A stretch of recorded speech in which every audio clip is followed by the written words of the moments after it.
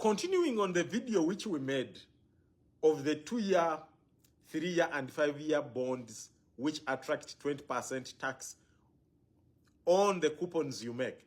In this one, we are talking about now the longer term bonds. That is the 10-year bonds, 15-year bonds, and above. And actually, before I go into that, let me first say this.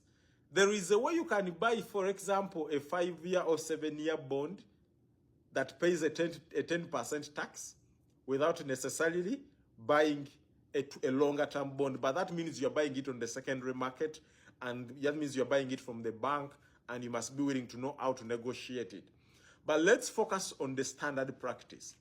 That the 10-year bonds and above, which we call longer term bonds, which means you are lending money to the government and through Bank of Uganda for a longer period, one of the incentives is you're going to pay less tax, which is 10%. Someone that is lending it for 2-3 years, they're going to pay 20% tax, while for you, you're going to pay 10% tax. The second incentive in that is that the longer term bonds, the 10-year bonds, 15-year bonds, the withholding tax is 10%, and they almost always have a higher return, 14%, 15%, and above. So, the longer term bonds, the withholding tax on them is 10%. If you buy right now a 15-year bond, it has a coupon of 15.8%. You're going to pay 10% off that, and your net return is 14.2%. At 14.2, what does that mean for you?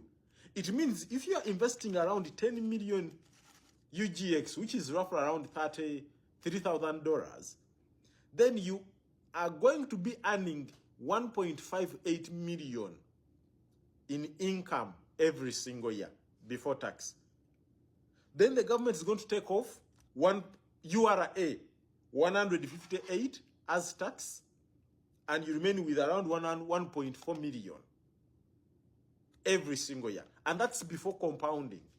So that means if you're investing in a bond which is longer term, because you are willing to lend to the government for a longer period of time, the incentive is you pay lower tax, which is 10%, and increase the return that you get, which is 15.8%.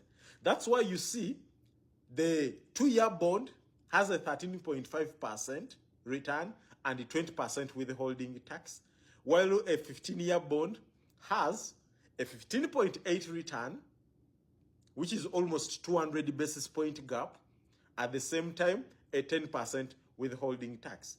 So the decision at the end of the day is yours.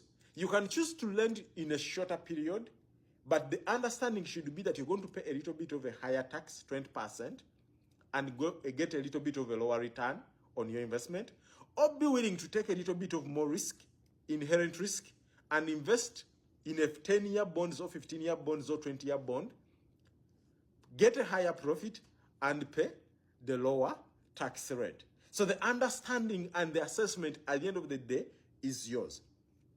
But the appreciation is that for as long as you buy a 10-year bond, even if the period reduces to 3 years, if you buy the current 10-year bond, which is 2034, it matures in 2034, and you pay 10 million, every single year they're going to give you your 1.4 million. They take off tax of 10%, you remain with around 1.28. You can reinvest it or put it somewhere else, and after 10 years, they give you back your 10 million. You know? So that means the tax is always taken it off, but the principal is never taxed. The 10 million you have invested is never taxed. When the time comes for the government to give you back or for it to roll it over, they will give it to you fully, or they will roll it over depending on what you choose.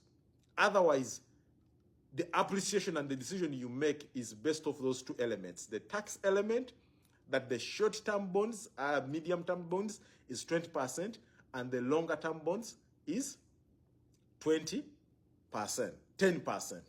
Thank you so much.